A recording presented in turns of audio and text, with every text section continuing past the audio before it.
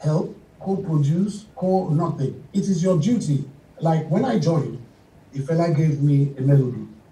If I made the melody sweet, it was my job to make that melody sweet or not play the saxophone, for instance. Yeah. If I'm able to play, then it is expected of me to play that saxophone to the best of my ability, or somebody else will play the saxophone. Yeah, and do a better job than you.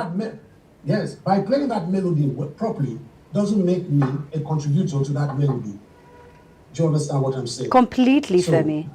So, again, with due respect, Mr. Tony Allen was an awesome drummer. And I'm very happy he still established himself.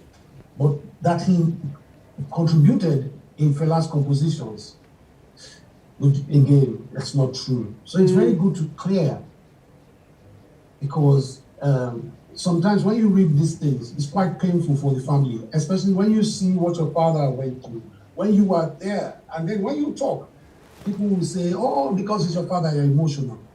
Now, the question now rises. Why did this topic not come up when he was alive? Where he could be, where he was allowed to defend himself. This topic started when he died, which again was painful. All the albums stated Fela Kuti, and blah blah blah. Fela, and when he changed his name, Fela Anikulapo Kuti, blah blah blah. Produced, composed, arranged by Fela Anikulapo Kuti, and he gave everybody else their credits. If anybody had any issue, yes, they bring it up then. Have raised it then. Yeah.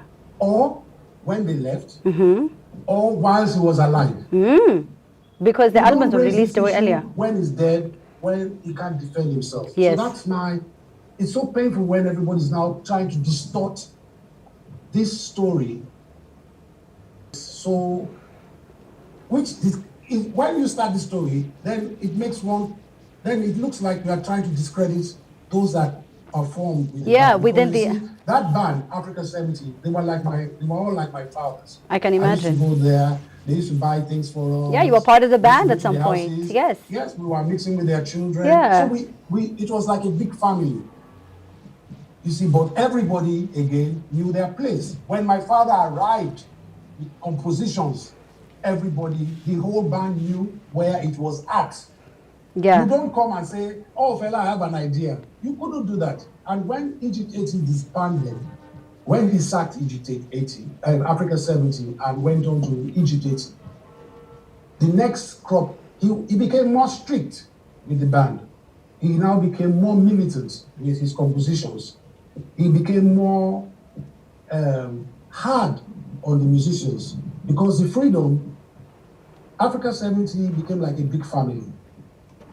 So, and the minute they betrayed him, he was so heartbroken.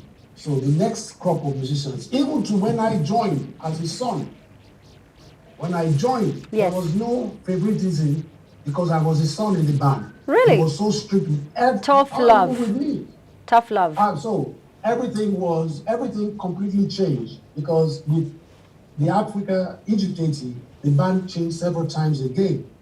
Because if you didn't have that mindset, you had to understand it was very political. You had to understand you were probably risking your life playing in that band. So if you didn't understand these things, he quickly sensed it. Yes. And of course, you will not be in that band anymore. So let's speak about bands and talk about your own, personal band. With the creation of Positive Force, you forged on to carve your own path, build your own style, sound, away from your father, and you played a key and fundamental role in popularizing Afrobeat as a sound to a global audience. Was that challenging in any way, Femi? Your own sound. Yes, because when I left my father, people didn't want to listen to me, because my father has a huge, unapologetic fan base. Yeah. So I left him, and people couldn't understand. How dare you fight? How do you fight Fela? African culture. You don't fight your father. You don't. So it was 10 years before anybody wanted to listen to my music. So he didn't do me any favors. He listened to me in 9, and he was saying, "Oh, I'm playing rubbish." So the press spoke about what he said. Then he heard me again in 91, and he was quite surprised at my transformation in 2 years. And after that, it was uphill for me. It was everything said to work out for me. But then I said to hear this music, and I said to travel to Europe and America with my band. And I had the opportunity to work with great people in the studio. And I wanted to use Bang Bang Bang was more of using the studio to enhance the Afrobeat. Yeah. So when you listen to tracks like Truth Don't Die, Bang Bang Bang, Victim of Life, Sorry Sorry, which are still very popular in the discos today, it was using the machines in the studio to drive the Afrobeat, which many people thought it was not possible, or nobody dared do it because you are going contrary to what my father would have done. So when I got to the studio, I just sat there and said, okay, I want to drive this music as far as possible. So Shocky Shocky album was just took the Afrobeat to a completely different level, still respecting my father. Yeah. So it was, but I just showed that with the Afrobeat, there's so many possibilities. Yeah. The Afrobeat it's African music, and you cannot just say African music is just Nigerian. True. You can't say African music is just South African or Kenyan. The way my father used to write, he only called it Afrobeat because it was a slang. He really said it was African music because he was inspired by rhythms and melodies from all over Africa. He respected every culture and every tradition on the continent. And he was very enthusiastic to want to, he always wanted to know more. Yes. So if you went to Ghana, if you see one of his albums, he sang the song, that's a Ghanaian proverb, Ashanti Ghanaian proverb. So he always wanted to, these things fascinated him. When he was in prison, he heard where they were burying the dead and were playing this African rhythm. He came out of prison and said he was inspired. So these things inspired him to be, he wanted to always be very African. So his port of call was always to completely respect culture and tradition on the continent. Yes. So Afrobeat was more of a gege, but he always said he was playing African music. So, and African music is, like I said, this big tree, many branches. You cannot just say it's just one Nigerian. Completely. I say. agree that. Now, if we switch gears a bit from you and your father to you as a father, I want to talk about you and your son. Your son showed interest in instruments from the age of 3. At 3, I don't know what I was doing, but I can tell you I was not playing any instruments. By 9, he learned the sax in 1 month. At 10, he toured the world with you as a bandmate, and now he's maturing to be an even bigger talent. Have any of your other children showed any interest of, just being gifted musically? All of them surprisingly. I'm not surprisingly, I'm not really surprised. I mean, the DNA, the musical blood in our flows deeply in the family. They're all playing 2-3 instruments. They all play piano. They all play the saxophone or the trumpet. They try to sing. I wouldn't be surprised if they all form a band one day. Oh, nice. They should call it the Femi band. It has to be something about the father, you know what I mean? I don't know. I'm very free. I'm a freelance operator. I don't superimpose my attitude on them. I like that. I think everybody would love to play an instrument. So I insist they learn an instrument. That's but good. If they want to become musicians, then they have to understand how tedious it is. They have to understand it's like going to work every day. They're going to be doing 6 hours of practice every day. It's like it's like being an accountant or an engineer. So it's not fun and games.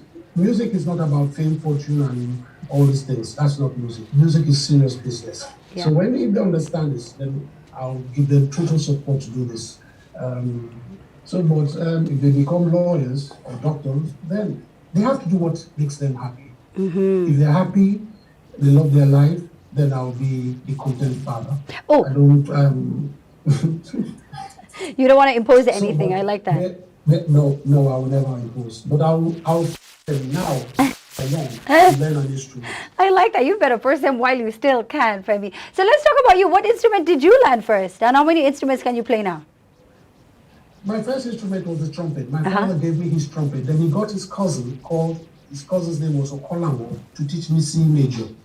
Okolamo taught me C major and disappeared from my life. So I didn't have a teacher. Now my father was never there to teach me. Then I think I was 12 or 13. My father then moved from the trumpet to the saxophone. My father moved to the saxophone because his saxophonist, Igochiko, left the band.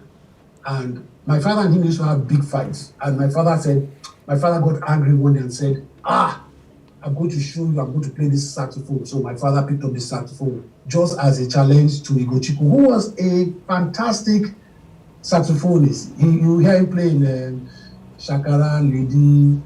Oh, I love his playing.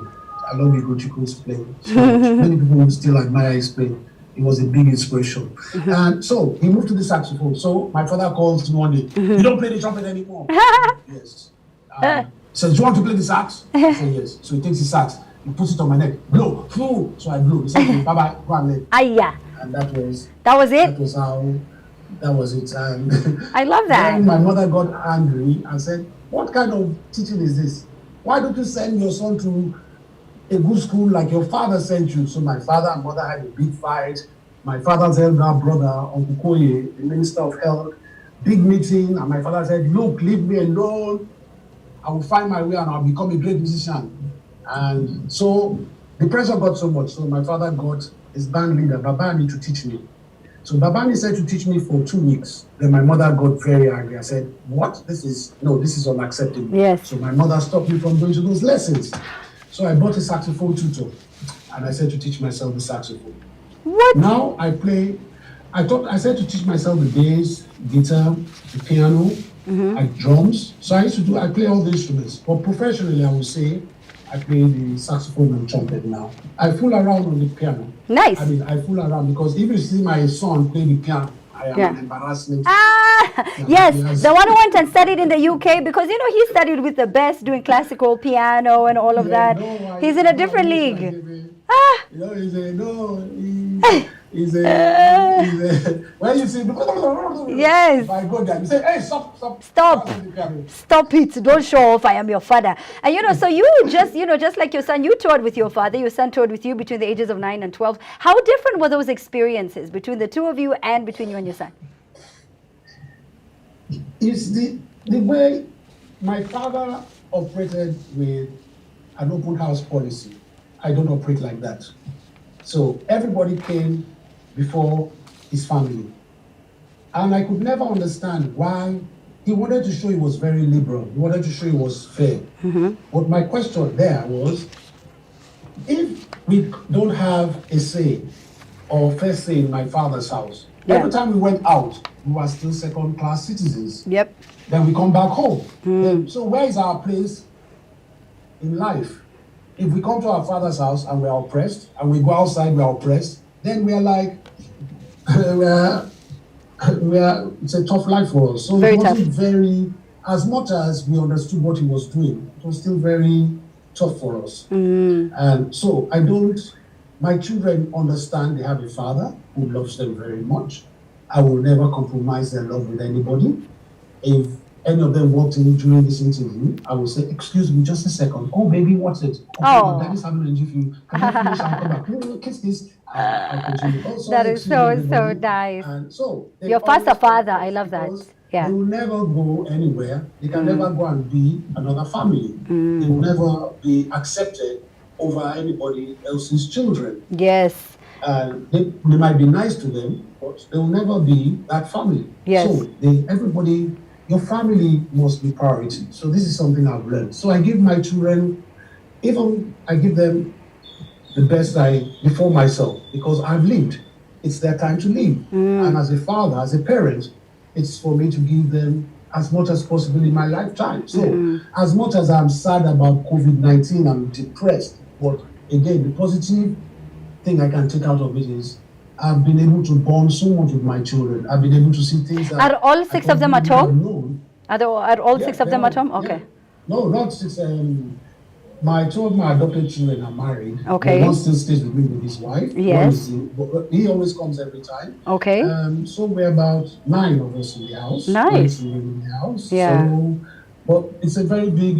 We have lots of people staying. It's not just me and my family. I We mean, have house helps, the security. So it's like it's like a little community here. I can imagine. And, it's very similar to the kind of community you grew up, in. Even though that one was a lot bigger, your father being the envy of very many men. A hero for my co-host on Capital in the Morning, Farid Kimani. Your father fella with, the 27 wives. And, Femi, if I can now talk about... In my father's house, there were nothing less than 100 to 200 people living there. What? At any given time?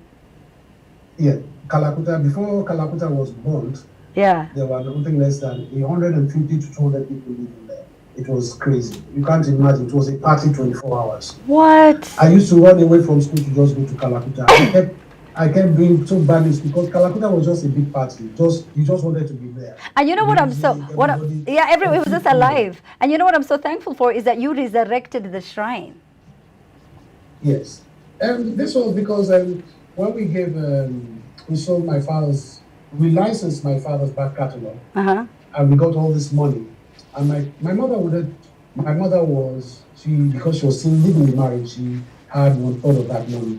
And everybody said I was her favorite child. So they convinced me to convince her to give us her side of the money. So she gave us her side of the money. I said, look, why, instead of building houses for ourselves or cars and living foolishly, this is my father's money. He doesn't have a shrine. He always wanted his own shrine. Why don't we just use this money to build it in his honor? And I think today we're all very thankful we did that, because if we had cars, all those cars would have been run down by now. But the shrine is 20 years old now. And that place it's a big legacy that will live long after us. And it's become like the Mecca of the Afrobeat. You have to always come to the shrine. You come to Nigeria, first stop is the New Africa Shrine. Yes, and I love that so much. It's so historical because, people want to find out, where did Afrobeats begin? Where did it start? What did Fela struggle with at the time? Is it any different from what we're talking about right now in 2020? And, if we go back to talking about, the very many wives, I remember, though, he was married to your mom for a very, very long time. In fact, I think almost, it was quite a long time before he did proceed to settle with the 27 wives. But even for you, Femi, you love women too, don't you? Yes, of course. Nice. I was watching this interview. Right now, I just have one partner. Isn't that nice? Look at you. Is it the quarantine? Is it COVID? Is it? No. I remember you said you cannot be faithful. No, it's not. It's not that I cannot be faithful. It's just I will not lie. Nice. To whoever I'm with. You're just honest. I will not see a beautiful woman and say, wow, and lie, she's not beautiful. Or wow, why would I lie? And being a star, I hate that word. I know. Being in the music industry. In the limelight, Yes, women would throw themselves at you. And I mean, you really need a lot of willpower to say no.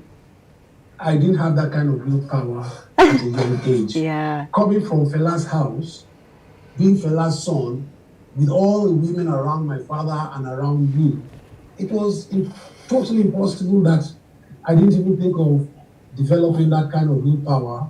I didn't even see, because that wasn't my training. My training was a man must have many women. So, growing up, and the kind of life I want to live now, I'm very respectful of my home and what I want my children to feel.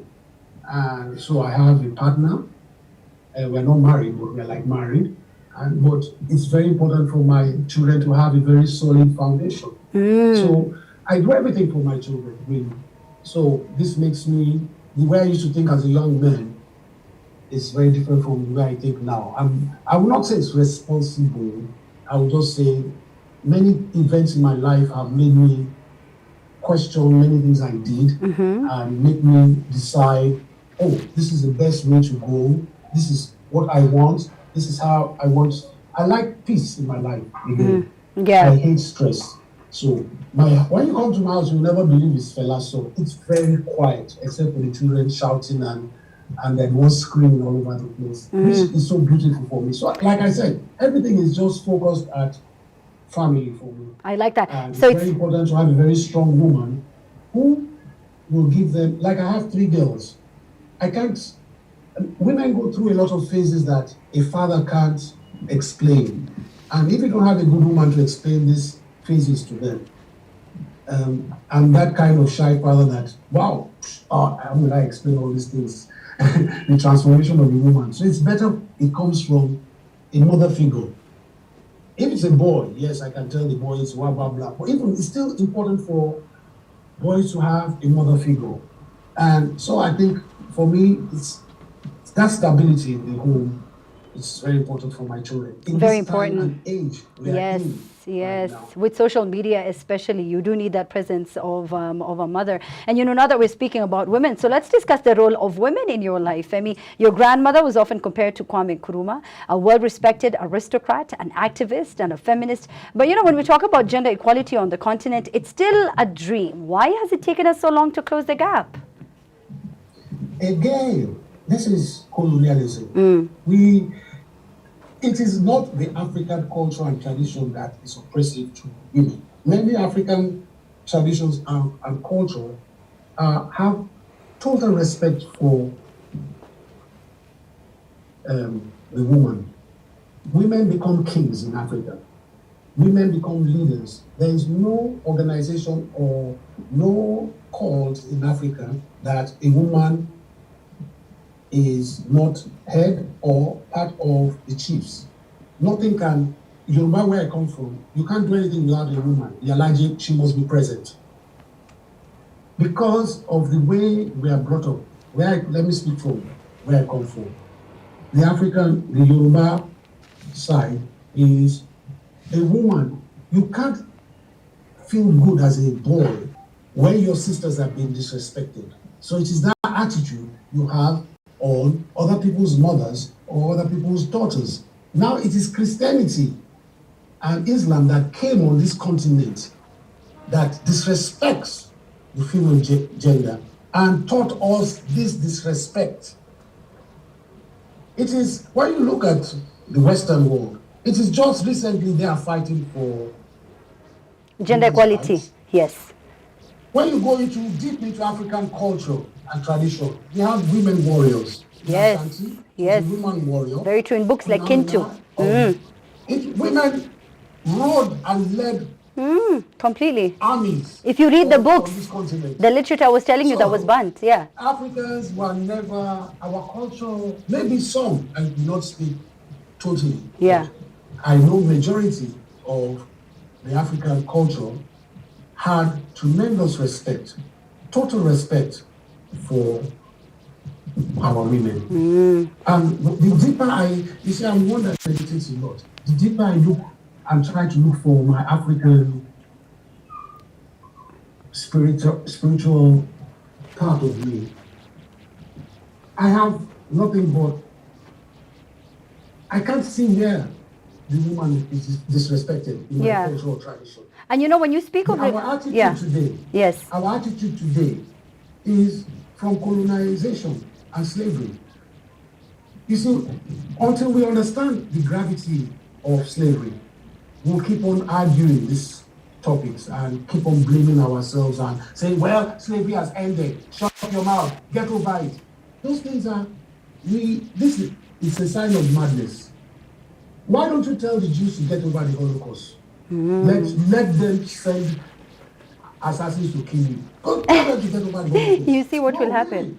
You are telling us to get over 500 years of rape, slavery, 500 years of murder. Did you see what the Ku Klux Klan did to our brothers and sisters in America? What they are still doing to our people? What they have made us do? Apartheid in South Africa. Did you see what? Then you say get over it. How do you get over it? You can't get over it. What are you talking about? No, wait. Let's even go today. You grow up in a home where your father beats your mother mercilessly, beats her stupid. As a young boy, you grow up to a man. Do you know you are traumatized forever? There is nothing anybody will tell you are traumatized. Then somebody tells you get over it. Every time you sleep, all you see is your mother scream and your father beating her. And it even affects you. It affects your life. It will take so much Traumatizes to you. make you. Yeah. Yeah, you are traumatized as a child, boy or girl. Girl, you are yeah. traumatized forever. Then rape. You say do you tell rape victims to get over it? No. How do they get over it? So how do you tell an African continent to get over the atrocities that were committed on this continent? Yes, for a very, very long time, for centuries and centuries that have affected us till today. Thank you. And So so it's now that not you've blamed, possible. Femi, now that you've sort of put a bit of blame on religion, I want to talk about this. You're not a Muslim and you're not a Christian. So I want to ask, are you an atheist? What are you, if I may ask? I'm very godly.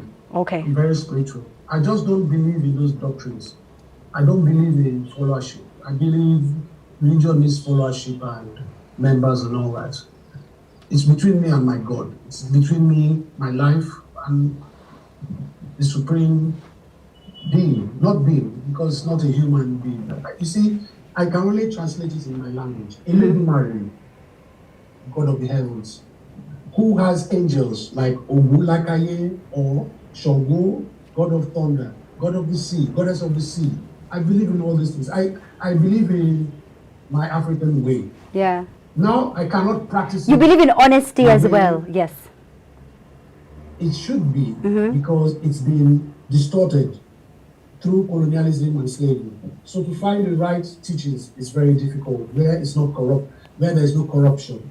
So I made up my mind to just be a good person, be godly, be as truthful as I possibly can, treat every human the way I would love to be treated. You see, all those teachings in the Bible and the Quran, we have to remember where they came from. They came from Africa. When you read, you will see that those teachings came out of Africa. Yeah. When you go to the government, democracy was a system practiced long in Africa before the Greeks, it was given to the Greeks. When you read, you will understand that Socrates, Pythagoras, and all of them were students in Egypt and Africa. They took these teachings to Greece, and people didn't even understand what they were talking about. So a lot of them were killed, or they were banned from society because they took a foreign culture to their country. So the more you read, you understand Africa's contribution to what we are and what we know of medicine and governance today. Yeah, that's very true. So, but they keep saying we have contributed even into religion. These religious bodies all came out of Africa. So I'm not against Christianity or Islam. I'm just saying Africa needs its own. We need our own gods. You see, the problem is when you have a white Jesus or a white God for a white child, and that means you are brainwashing the children because that child just believes everything white is perfect. Superior, and everything black is inferior, bad. And we are taught black magic, blackmail. Everything black is bad. Yeah, black market. Is good. So it takes us a lifetime to retrain ourselves to understand what racism is and colonization has done.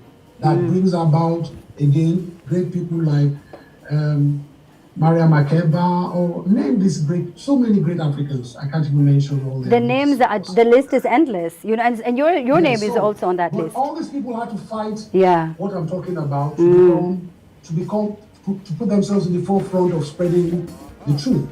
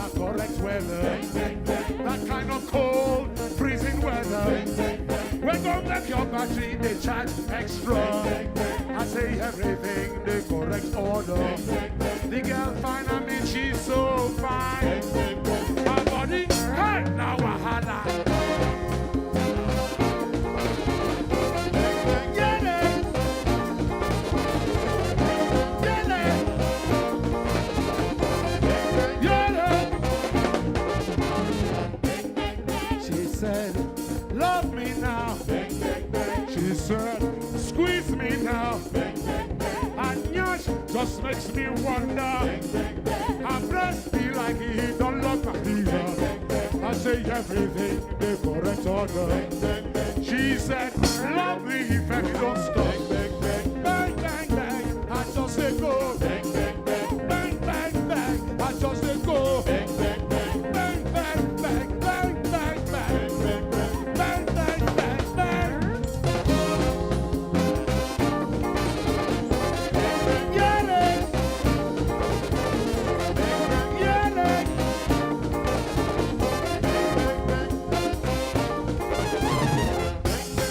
She said, love me now. She said, squeeze me now. To the left now, don't slow down now. To the right now, don't come too fast. To the left now, don't slow down now. To the right now, don't come too fast. Don't come too fast.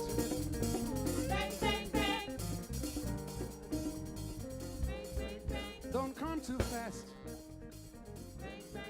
Your father was so progressive. You know, it's just so interesting hearing him say all these things. And this was years back before many of us even saw the significance of having a black doll and what that meant for a young girl. And as I was reading about you and seeing how, you know, you had 3 people at your venue when you were starting out, Femi, now I know they're sold out shows, but it's just so incredible to see how Africa has now become the blueprint of what is used to create, you know, curate the cultural global shifts in music and in fashion. Did you ever, in your more than 3 decades of music, think that this would ever happen, that we as a continent would be the envy of the world? Yes. Nice. Very simple. Very direct. I've never doubted the struggle will be victorious in the end. I've never. So, you see, as like I said before, as much as we complain, we should never forget the progress we've made as well. We have made lots of progress as well. But if there's one hungry soul on this continent, we have still failed. And I like that you said that, because you were very clear and very sure. And I feel so ashamed that I wasn't as sure and as clear as you were. But you know, Femi, your music, whether you like it or not, I know you think you're just this regular person in Nigeria. You are a big deal. Your music is world renowned. And a few years back, you were passed up by the Grammys. People say it had to do with your strong political views. Is there any truth to that? You could say so. When I first got nominated, I was with Barclay Records, and Barclay signed me with MCA, and all were big sisters or children of Universal Records. So that Bang Bang was such a big hit, and I went to ask for my royalties, and they said I was owing the company some money. And I said, how come? I won the world music in Monaco, and they said I sold over 500,000. And my musicians saw this. And everybody will say, yeah, as the big boss, you're going to give us some money. I said, okay, let me go and ask the company, and maybe I have a few $100,000 somewhere. So I go to meet the company, and the company said, I've not sold up to 45,000. I was heartbroken. I said, but you said I sold over 500,000. They said that was just publicity gimmick. So I said, wow. I said, can you imagine a young man, how heartbroken I was. So I couldn't do anything because I had a contract with the company. So I went to my manager, who was very nonchalant, like, I said, okay. I said, so I sacked my manager. I sacked everybody around me.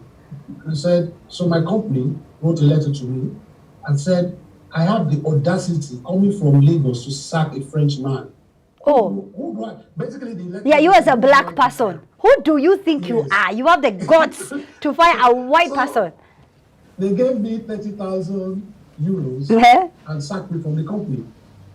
Now, unfortunately for them, they had put Fight to Win in the Grammys. They had told MC had done everything for me to win, and Barclay didn't know. So I got the nomination, and everybody whole world, he's going to win. I arrived in New York, and nobody was at the airport to meet me, so I was stranded. Now, some girls that used to work ladies that used to work in the United Nations got wind and bailed me out at the airport. I now stayed with them, and they raised $800 for me to survive in New York. MCA didn't even pick up my calls, so I automatically knew Barclay had called MCA to tell them this artist is no more with us. don't give him the Grammys. You cannot. I go to the red carpet. Uh-huh. Not even the one photographer took my photo. I just stood there like an idiot. Can you imagine? I was wow. You, Femi Kuti, you. Oh my gosh. Beg. Hey. Nobody. Nobody. Just a selfie. So I got into the hall, and these Americans were with me, and they were like, yeah. He says, don't worry, you're going to win. I said, can't you see what I'm seeing? No body at airport, no red carpet, no hotel, nobody to meet me. I'm dead broke here. If it wasn't for all of you, how would I eat? And you think I will win? Oh my God. Give me this Grammy. Look, I don't even know what we are doing sitting in this hall. So I said, okay, if I don't win, I'm going to get up and I'll walk out of here and never come back again. Because you see, for me, they're not even showing this Grammy live. Everybody thinks I'm going to be showing. I know, and I get so upset about that. I get so upset, Femi. Even BET, it's not live. They do it the day before or the morning before or some weird thing like that. In the Grammys, that section of jazz and blah blah, they don't show it live. It's only, I think it's R&B, Jay-Z, Beyonce, all of those them. ones, I know. And, the American, music, pop culture, they show those live. Africans, But they're not. The rest, you go to, they put you in the hall and they'll say, take the Grammy. Last year, they kind of updated it a bit. Surely. It's live streaming now. But before it was, take your Grammy and go because we are moving to the next song. The most important one. So I just said, this is, look how they are treating us. I said, no.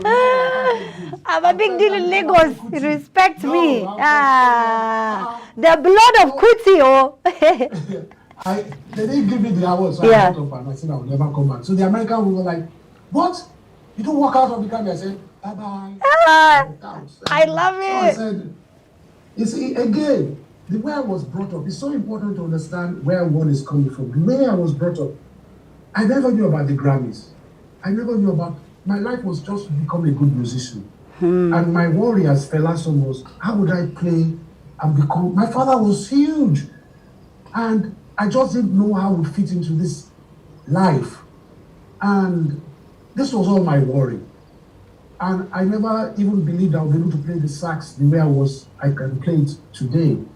So my whole life was, my life was built around arrogance, being Fela's son. I mean, I was such a lousy instrumentalist, but playing in my father's band, his fan base was, oh, you are the greatest. So when my father got locked up by Buhari's regime in '84, I moved back to my mother.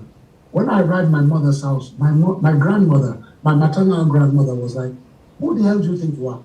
In this house, don't bring that fella. She swears a lot. You can say it, we will censor. you bring that, I'll bloody show you who the hell the fuck you think you are in this house. You know? She blasted. You've been here for 2 weeks. I didn't even see you pick up your bloody saxophone once, and you call yourself a bloody musician or there. You know, Fela's son, arrogance. I looked at this woman. What the hell are you talking to? You know,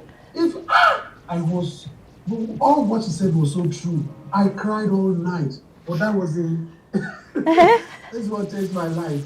The next day, I picked up my sax. I could hear her tell my mother, bloody son. Bloody. You a piece of my mind. You know, she's very British. He paid me. But look at you today. Look at you today. You have to thank that sort of tough situation you came out of, you know? No, I told her, she's passed on now, but I always told her. She made me, you see, everybody gives credit to my father. Yeah. But without my mother and grandmother, my maternal grandmother, I wouldn't be who I am. Because my father's life concerning me was very reckless. Very reckless. So my mother and maternal grandmother played a huge role, and it is their guidance that makes me have a solid home today and a very solid career and attitude. And a lot of my mistakes have been based on my father's life. Not saying it was wrong, because if I didn't experience all that, probably I wouldn't be who I am today. So which is why I say it's everything makes up for what we are, and we can't erase one for another. And we just have to take the best of everything to make the world a better place, especially for our children. I hope I can set a very good example for my kids to make awesome lives of their lives and spread plenty of love, togetherness with the kind of training I'm giving them. I think a lot of after I've passed on, and my biggest worry is to make sure I've left a solid foundation for my children to be able to have beautiful lives and spread this beautiful everywhere. Yeah. So, but this comes a lot from my mother and grandmother. Yeah. Who completely changed my arrogance being Fela's son. Yes. So when people say I'm very humble, it comes from my mother's side. Yes. Because my father's attitude was Fela's son. Fela. Who the hell are you? Who do you think you are? Do you know who Even I as I was researching on Fela, I sort of felt a bit of the pride. I was like, hello, I am from the motherland. You know what I mean? And you know, you're great. I feel like your grandmother doesn't get as much respect as she deserves for all of the things that she did and for what she stood for at the time that she did. You know, being an African woman, being compared to, you know, Kwame Nkrumah at the time. And, you know, it was just so much. A feminist, it was just, if you read on Fela's mother, you will be amazed. And you know, now reading about you, Femi, it looks like there's not, you know, you've done pretty much everything. Looking at you, you seem so successful. Is there anything else that you hope to achieve?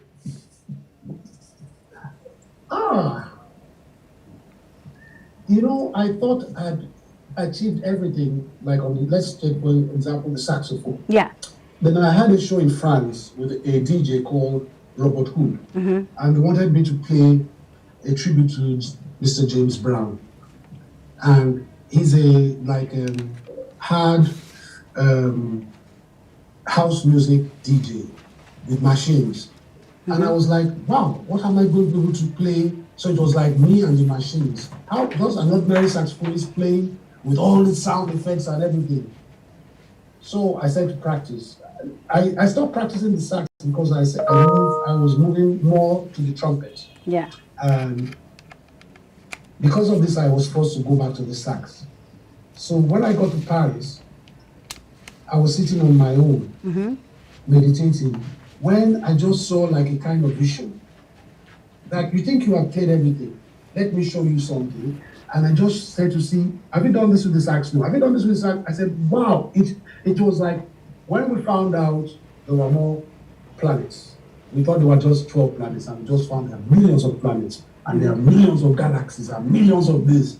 It's just beyond human imagination what we have to there's still so much to do. So I picked up the saxophone again, and basically I'm at stage one with all so I called my son. I said, you know, everybody thinks I'm such a great saxophonist, but come and see, do you know I've not done this? He says, well, Daddy. I said, not just that. When I finish this, do you know there's this stage and this stage? Now I didn't go to school of music, so it's easy for me to show my son the things I've taught myself. So everything is I taught myself, and I had to form my exercises, form things. So it's for him, because he went to school. It's so beautiful for him to see when I explain from a layman's point of view. You say, Daddy, this is, you know, in school, blah, blah, university, blah, blah. He tries to translate university life to me. For you. We have this kind of rapport that goes on. So I try to explain to him the levels of the saxophone that I hope I can achieve 1/10 in my lifetime. So this is my mission right now, to try to, all those things I saw and heard in my head, to try and translate them on the saxophone again. So I still have so much to do. Oh, so you have so much to learn still. And you know, if we talk about current projects, other than you learning all these different things you haven't yet done with the sax, what are you working on? You know, in 2020, despite Rona, any more albums you want to turn out? Okay. Okay, what's it called? Do you have a name? Album is out. No, we have many names for it, but priority again is my eldest son's album is coming out as well. Wow. So this is of more importance for me. Nice. Like I said, I put my children before myself. So he played every instrument on this album. He's worked very hard for this album. It's very sophisticated. And I can't wait to see the reaction because it's his first album, and I want to see what people will say, if they understand, because he's on a very different level from my father or myself. So And so this is it's a very interesting new chapter. And I look forward to this. Yes. I think I'm very convinced about my album. It's Femi at 57, very mature, different. It shows my all 57 years of my life and all my experience musically. So it's very different, but I'm sure my fan base will just say, wow, whoa, there goes Mr. Kuti. They will enjoy it. I love that. So, this coming weekend, they can enjoy some of your old favorites as well as, you may be mixing it with some new ones.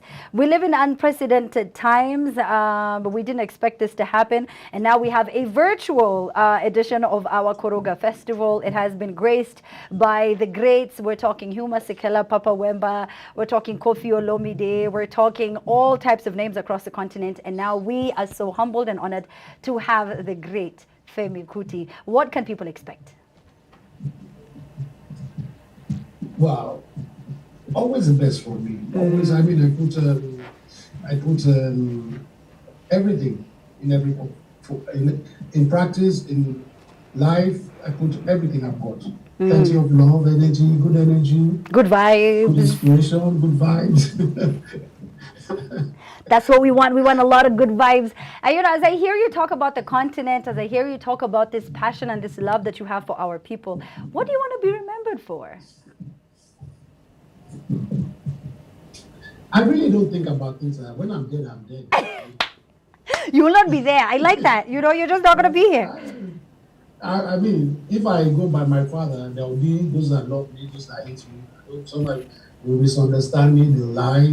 Well, what is important for me when I die is that my family totally, completely, which I know they do, know I love them.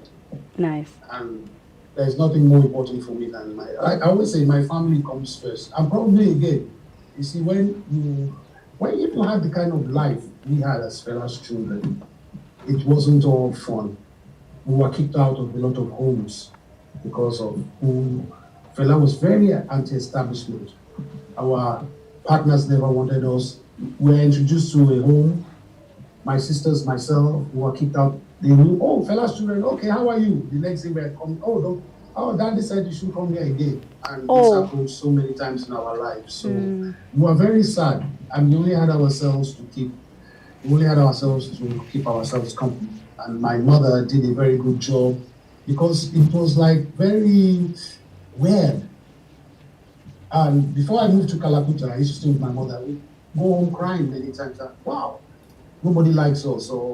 But we knew the streets loved us. Like people in the streets, the drivers loved us. And then we knew we were in danger because every time we went out, my mother would say, be careful.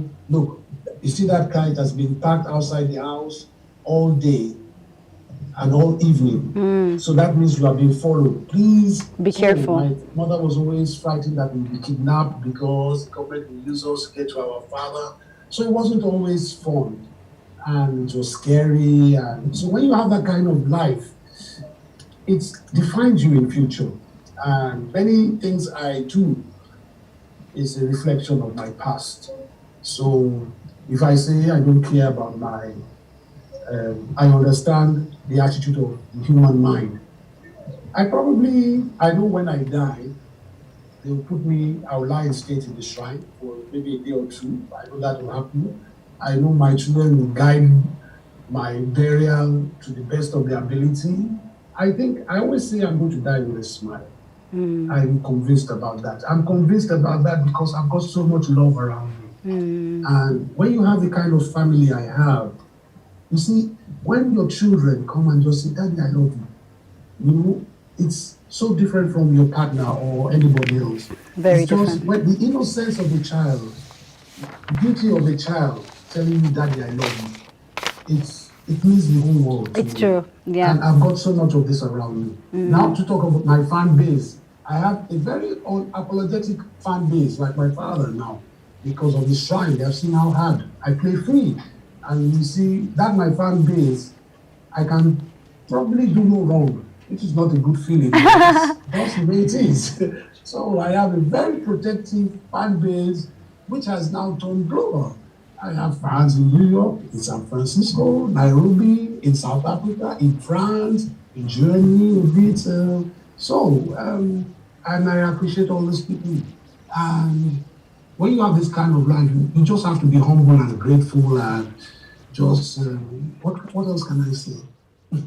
Yeah, I think you've said it all. I think you've said it all, just showing so much love and admiration for the people who've supported you all of these years. And, I like that you have sort of seen how it has grown all over the world, because music transcends. You don't have to understand the language. I am so thankful that you took time to talk to us today. Thank you so much, Femi Kuti. I am honored to interview you. You're an eclectic entertainer who has gone on to feature prominently in the world of music as a multi-instrumentalist and a musician par excellence. And this has got to be at the very top of my list of interviewees. So thank you so much. I want to say goodbye. I want to leave you with the same vibes you brought to our interview. Good vibes and positivity. Thank you so much, Femi. Be blessed. We'll catch you during Koroga, yes? Thank you so much, sir. Thank you so much. Bye-bye. Bye. Oh, that's what you say. Yes. Okay, then bye. Thank you so much. Thank you.